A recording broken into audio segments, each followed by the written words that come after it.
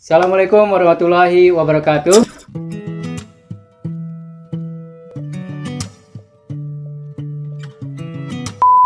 Nah, Bang, sambil ngebasahin mulut, that is challenge-nya itu berpuisi. Ya, Abang kan udah ya puisi itu udah makanan sehari-hari sebelum tidur atau Nggak pernah dimakan. maksudnya udah ya kita kayak berpuisi ya ibu anak gitu kan Bang. Nah, jadi challenge puisi tentang alam. Ya beberapa lah gitu tampilkan Bang. Boleh.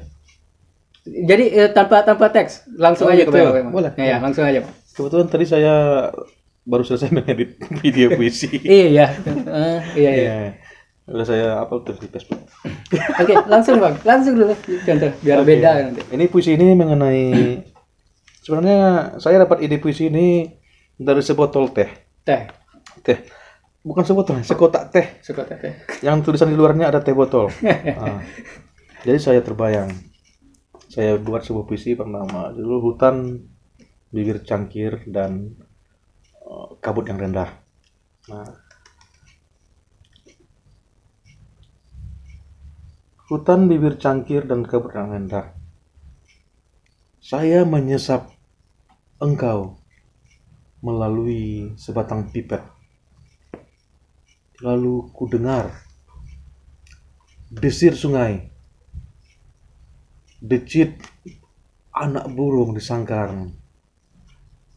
Aku mendengar matahari membakar udara dingin di pebukitan pedalaman Sumatera, perkebunan teh yang sejuk, di mana aroma keringat dari perempuan-perempuan bertulang baja yang menggendong anak memetik daun-daun teh yang sekarang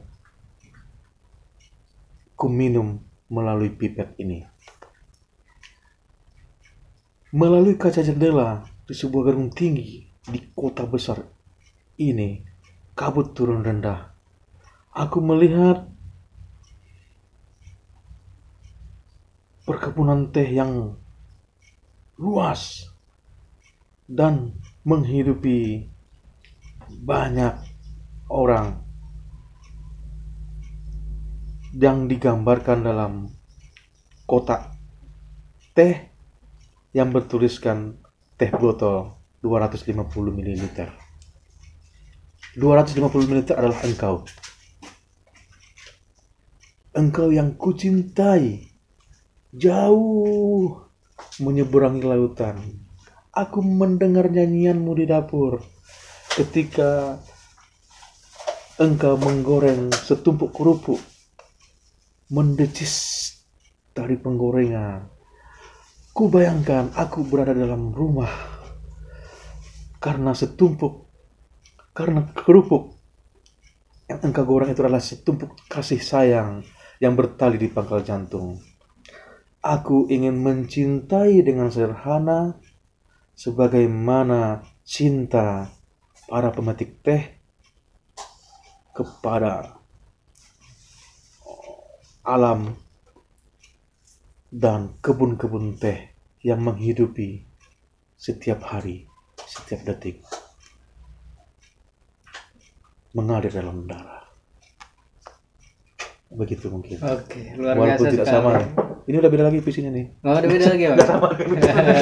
Luar biasa dan alhamdulillah. Oke, teman-teman semuanya, alhamdulillah agenda ini podcast hari ini itu disponsori oleh JS Ice Drink.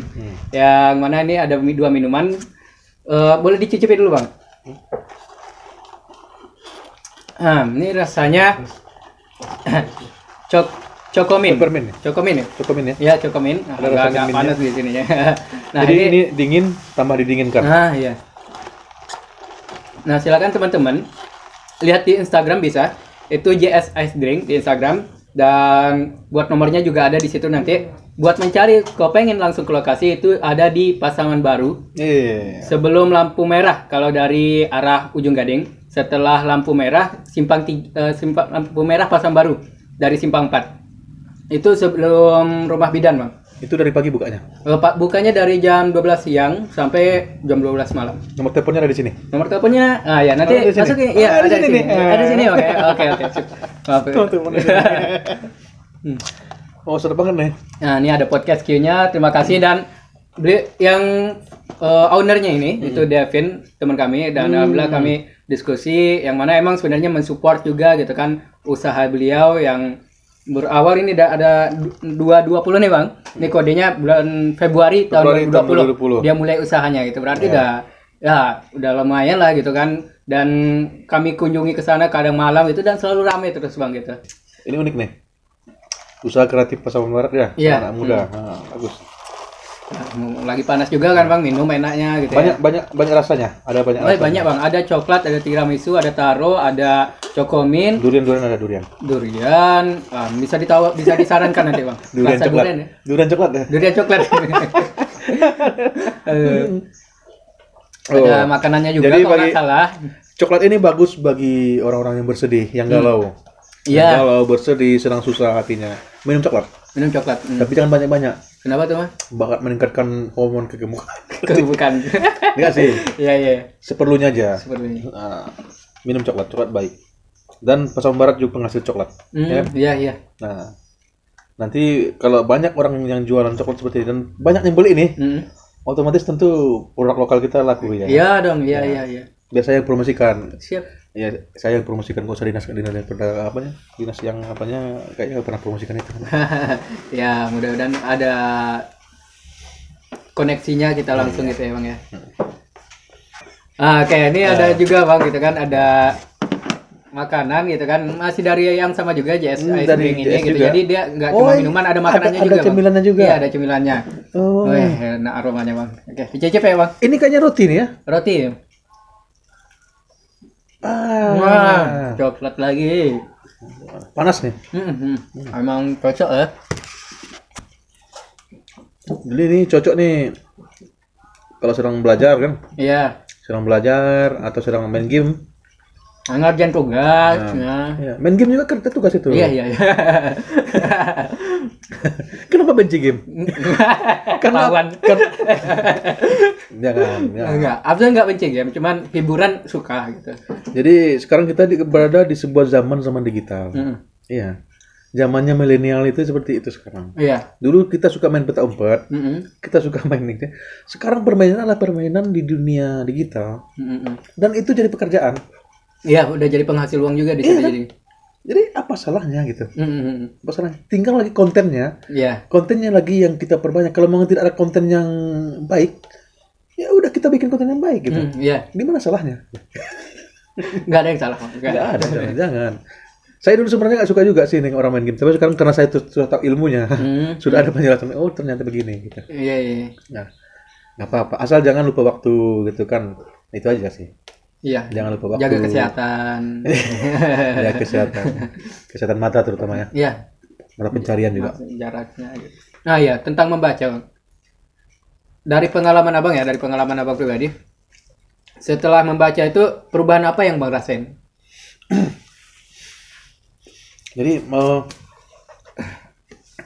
membaca itu dia nanti perubahannya itu pasti langsung ke otak nanti. Otak kita tentu akan ada analisa. Nah, ini pembacaan lanjutan ya. Mungkin bukan pembacaan dasar seperti itu. Untuk sekarang gitu. Sekarang itu karena memang kita baca kita kan misalnya ini satu buku, dua buku gitu. Mempelajari sesuatu itu kan bukan hanya dari satu buku saja. Iya. Satu buku, dua buku, tiga. Yang terjadi setelah itu nanti kita akan berpikir, kita akan menganalisa. Nah, mungkin itu tadi. Kalau saya menulis, itu akan jadi tulisan lagi nanti nih. Jadi tulisan nanti. Nah, seperti itu. Itu yang terjadi. Ada pengembangan di situ. Kemudian ada pengetahuan yang terendap. Iya. Akan muncul ketika kita ngobrol seperti ini. Iya. Dia mungkin akan tersimpan. Dan saya tidak ingat kalau apa. Tapi ketika ada yang memantik, ada yang memancing gitu. Misalnya kita bicara masalah apa nih gitu. Iya. Bicara masalah alam semesta gitu kan. Itu otomatis nanti seperti file gitu. Iya. Bahkan ada yang sampai halamannya tahu dia di mana posisinya gitu kan. Ada seperti itu. Ada malah yang bisa menceritakan ulang kembali. Ada orang yang suka membaca 2-3 kali buku, Buku itu membaca 2 sampai 3 kali itu dia bisa menceritakan. Sekaligus dia bisa mengkritisi. Mengkritisi sekali. Iya. Saya banyak bertemu dengan orang seperti itu. Iya, iya, iya. Di Pasar Barat ada itu. Ada seseorang di Pasar Barat, teman saya. Teman saya. Siapa? Saya akan kemarin tidak mau mengundang dia. Bukan nggak mau, Bang. Aduh. Dia itu pembaca buku yang bisa menjelaskan dengan detail dan bisa mengkritisi buku itu. Iya, iya. Dia bukan orang akademisi, dia orang biasa. Saya kalah dengan dia. Iya. Ya. Buku Madilab dan Malaka habis semua dia dibawa dia. Iya, iya. Dan itu bisa diperdebatkan. Iyalah. Dia bisa, artinya dia itu suka. Ada orang seperti itu. Dia membaca, jadi ketika dikasih buku sama dia, memang lecek bukunya. Lecek. Baliknya, dia 1 kali 2 kali. Baca dari belakang, baca dari depan. Ada seperti itu. Iya. Kalau saya pola membaca saya itu tidak satu buku. Saya bisa nanti dalam satu waktu itu saya baca 1 buku ini, ada buku ini, 3 buku gitu. Bisa baca, tidak hanya 1.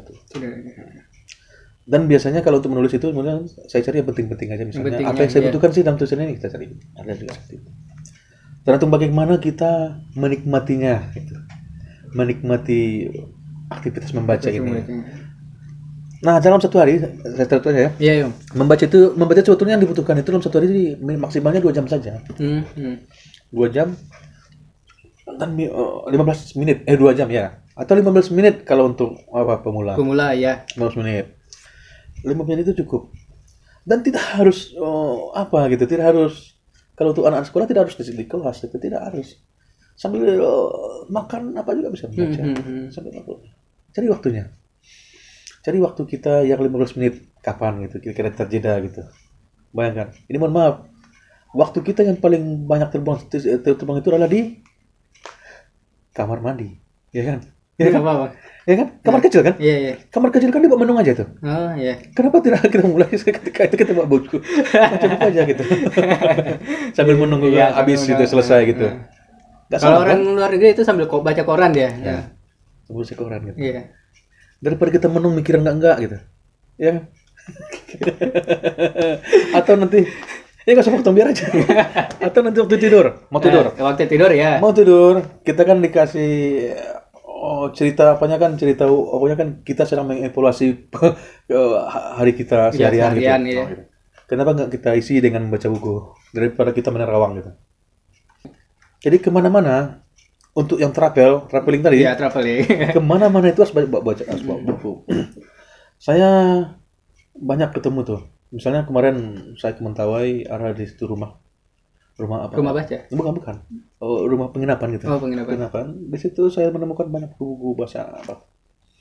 Ya, teman-teman dari apalah, dari luar kan? Dari luar. Tinggal di situ. Mereka membawa buku.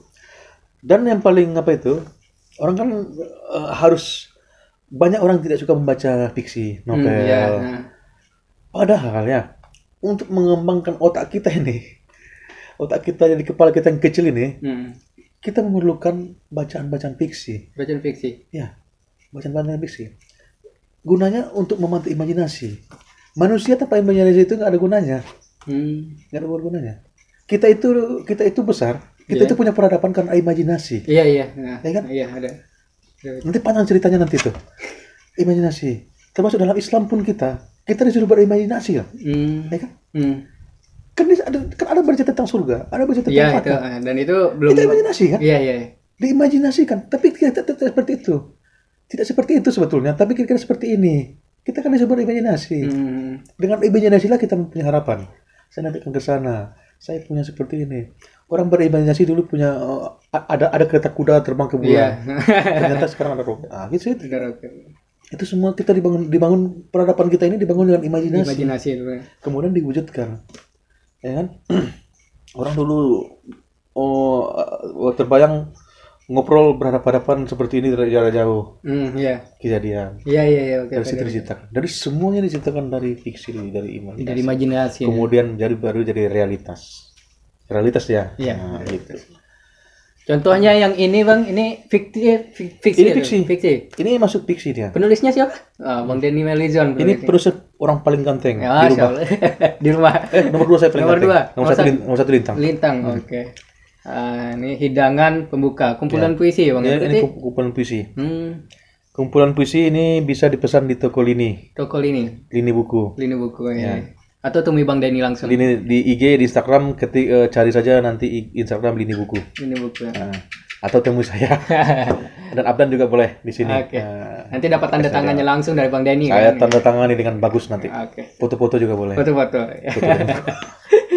Oke. Nah, ya ini permasalahan tentang membaca Bang gitu. Tentang ya anggap dia mau pemula mungkin, yaitu apa yang bikin orang malas membaca. Dan ya bolehlah tambah solusinya. Ya. Jadi saya ini kan dulu ya. Oh, jadi aktivitas membaca ini, kenapa dia harus dimulai dari anak-anak? Itu tadi tuh, dia harus dapat di kemudian hari dapat menjadi problem solving ya bagi dia waktu dewasa. Tidak jadi anak orang yang cengeng, yang buntu lalu kemudian bunuh diri gitu. Buntu kemudian dia harus bersandar kepada orang lain. Ya kan? Ke narkoba gitu. Padahal tentang masa depan ini kita nggak tahu gimana. Makin keras. Makin keras. Iya. Nah, salah satu yang harus kita lakukan adalah memperbanyak bacaan untuk anak-anak. Untuk anak-anak Bang. Iya, dari anak-anak. Berarti kayak di sekolah atau di rumah gitu kan, berarti hanyain bacaan. Kenapa kita baca anak-anak? Karena mereka tuh harus kita bimbing kan. Iya. Kalau supaya kita ini kan udah tahu nih. Udah. Kita kan tahu membaca buku itu bagus. Iya. Tapi kan kita nggak mau melakukan itu gitu. Nah, ya udah nggak apa-apa. Iya udah. Ya udah keluar aja lah udah gitu.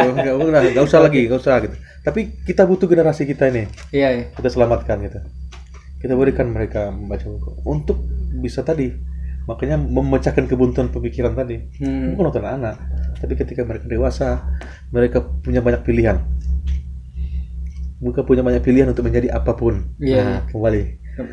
Saya punya banyak pilihan saya untuk menjadi apapun. Saya tidak takut kehilangan pekerjaan, salah satu pekerjaan, karena saya bisa mengerjakan yang lain. Ya kan? Iya. Ini intinya nih. Saya bisa melakukan banyak pekerjaan. Maka ketika saya misalnya kehilangan satu pekerjaan, saya tidak takut. Saya tidak akan merasa mati. Hidup saya akan berlanjut karena saya masih bisa melakukan pekerjaan lain. Dan masing-masing pekerjaan ini punya nilai yang berbeda. Masing-masing punya kelebihan dan kekurangannya dan menopang hidup saya. Ya kan? Itu yang kita ajarkan pada anak-anak. Ketika mereka kuliah bukan hanya jadi PNS. Iya. Kuliah jadi PNS. Kuliah mencari pekerjaan. Kenapa tidak bikin pekerjaan seperti ini sih? Tapi ini minum enak ini kan gini.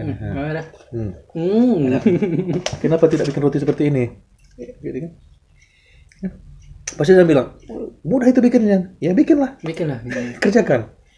Makanya kita punya di EPL itu sebetulnya, ini yang menciptakan tagline ini Bang Novis ini. Bang Novis. Lakukan dulu. Rencananya kemudian. Kita selama ini banyak punya rencana, tapi tidak pernah melakukan. Akhirnya jadi wacana. Saja. Iya. Sekarang lakukan aja. Lakukan saja dulu. Kalau mau bikin YouTuber ya lakukan aja, rekam aja dulu. Apa aja dulu. Gak usah pakai kamera bagus dulu, lakukan aja. Iya. Ya kan? Kerjakan. Nanti dipikirkan. Setelah dilakukan. Ya, kan tadi nih, kita kan tadi yang mic-nya kurang kita tambah dengan ini. Sambil jalan dia. Iya. Tahu kita kekurangan kita. Tapi kalau masih dalam tahap rencana, masuklah nanti orang yang tidak pernah melakukan apapun. Jangan kerjakan ini, jangan ke situ, jangan ke situ. Dia aja belum pernah melakukan apapun. Iya. Itu yang paling banyak dari dia ini, Abdan. Iya.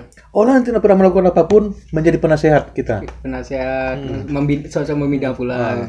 Padahal dia tidak pernah melakukan apapun. Tidak pernah. Ketakutannya itu yang disebarkan kepada kita gitu. Iya. Dan sayangnya kadang-kadang karena kita kekurangan literasi tadi, kekurangan bacaan sumber segala macam itu, kita jadi takut gitu dan tidak pernah melakukannya. Sia-sia hidup kita itu. Maka lakukan saja. Kita terus bergerak. Iya, lakukan saja lah. Kalau memang salah ya salah udah.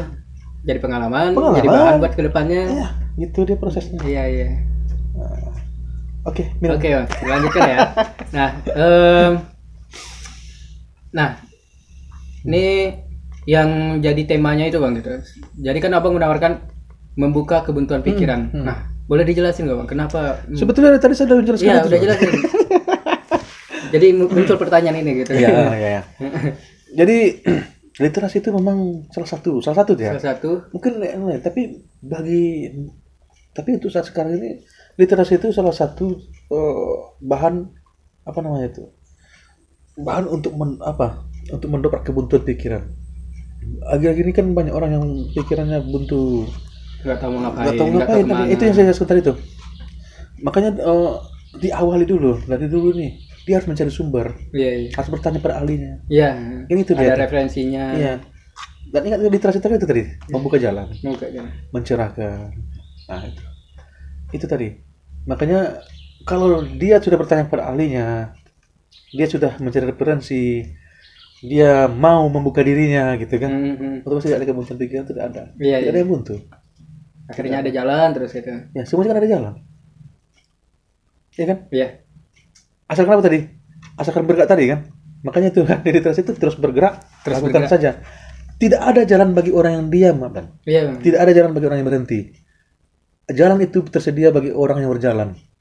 Orang yang berjalan terus nanti di tengah jalan dia akan bertemu jalan. Dia akan bertemu jalan, dia akan bertemu jalan. Tapi kalau dia berhenti di sini, jalan itu di sana. Udah buntu aja langsung. Nggak akan gitu. ketemu. Hmm. Ketemu. Udah mentok, nggak ada jalan lagi. Gitu. Jadi dia punya masalah dulu, diam ke kamar, masuk ke urung diri. Iya, iya. Maka saya selalu bilang kepada anak-anak siswa-siswa kreatif, siswa di lulus dia, kalian tidak boleh mengurung diri ke kamar, kalian harus keluar bermain, belajar, bergaul dengan teman-teman. Tidak boleh jadi pendiam, tidak boleh mengurung diri di kamar. Itu aja. Iya, iya. Oke, Bang, lanjut. Nah, ini sedikit aja, Bang. Ini kan kata Mas Menteri kita, Menteri Pendidikan, Mas Menteri, Mas Nadiem. Mas Nadiem rahimahullah. Mas Nadiem. Katanya jangan paksa anak membaca. Menurut Abang gimana? Ya memang nggak boleh dipaksa, Nggak boleh dipaksa ya? nggak boleh. Dampaknya gimana tuh kalau dipaksa? Jangan dipaksa, nggak boleh memaksa-maksa. Tapi kalau dilihat kondisi kan, dibimbing dikondisikan ya. boleh.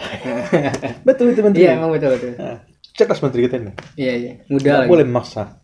Karena sesuatu yang dipaksa itu akan pecah. Ya kan? Akan hancur dia. Tapi dibimbing. Itu Durian Dayani. Ya nanti kan? Iya, Dibimbing dari belakang, didampingi, disediakan fasilitas. Ya kan? iya. Nah, bagus. Seperti itu apanya. Dan itu harus dipahami. Nggak boleh, kan ada juga tuh demi mencapai tujuan karena sekolah-sekolah nih. Iya. Saya nggak apa-apa, saya bilang ini. Sekolah apanya bidangnya nanti literasi. Maka di drop anak-anak dipaksa untuk baca. Paksa baca. Kemudian dipoto-foto. Iya. Saya paling nggak suka itu. Iya. Bukan itu tujuannya. Bukan itu. Biarlah yang membaca buku ini 1, 2, 3 orang. Sebenarnya kan. Biarlah pengunjung pustaka itu 1, 2, 3 orang. Tapi saya yakin nanti di antara 3 orang ini pasti akan ada yang jadi nanti nih. Bisa jadi dia akan jadi bupati, dia akan jadi ini. Akan jadi penulis yang kaya. Terus kayak bukan ya. Penulis terkaya itu Kalau yang tidak tiga-tiganya, pasti salah satu yang membaca ini yang akan jadi nanti. Saya yakin itu. Gak perlu 25 orang. Gak perlu banyak-banyak orang. Kalau banyak, alhamdulillah. Alhamdulillah. Gitu kan. Tapi kalau ada 1, 2, 3, gak usah ditutup pustakanya, gak usah ditutup apanya. Berikan saja gitu. Iya. Fasilitasi. Ya. Kadang nggak tahu kita masa depan orang itu kayak mana. Seperti itu. Syukur ada 3 gitu, dan syukur luar biasa alhamdulillah ada 25. Ya, jadi jangan dipaksa. Betul, setuju Pak Menteri. Dan emang ya membaca juga bukan jalan buat sukses, tapi melihat seorang J.K. Rowling menjadi penulis terkaya di dunia ya, penulis terkaya yang bukunya itu difilmkan dan jadi terlaris gitu kan sepanjang masa kan, melalui Harry Potternya itu yang berepisode-episode. Dan kata Tan Malaka juga, selama toko buku ada, selama itu pustaka masih bisa dibentuk kembali. Ya, menarik itu. Jadi ya toko buku ini ada terus gitu. Tinggal kalau seandainya emang nggak ada uang gitu, ketika tinggal sisihkan uang makan kita atau gimana kan. Ada satu filmnya. Film bagus. Oh, kalau satunya Black Blade yang hitam. Ya. Kisahnya kan tentang pencarian buku, mengantarkan buku dia ke percetakan satu-satunya di dunia yang tinggal di dunia. Dan perebutan ini kan masalah buku ini. Mencari kitab suci kan, salah satu kitab suci agama di dunia. Begitu penggambaran dunia luar barat lah gitu ya. Terhadap buku, pentingnya buku.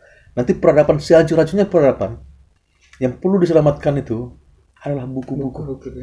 Itu yang utama dulu. Saya juga ada juga beberapa bacaan juga seperti itu juga menggambarkan itu. Yang mana Pak? Buku yang saya selamatkan. Bukan gedung, bukan harta, bukan emas. Tapi buku-buku yang saya selamatkan. Itu dulu. Oke, dan mungkin itu karena sudah 1 jam lalu, kita tutup dengan quotes dari founding father kita Indonesia, yaitu Bung Hatta. Beliau berkata, aku rela dipenjara asalkan bersama buku-buku, karena dengan buku aku bebas. Itu saja di podcast Q. Kita tunggu podcast selanjutnya. Assalamualaikum warahmatullahi wabarakatuh. Waalaikumsalam. Makasih banyak Bang.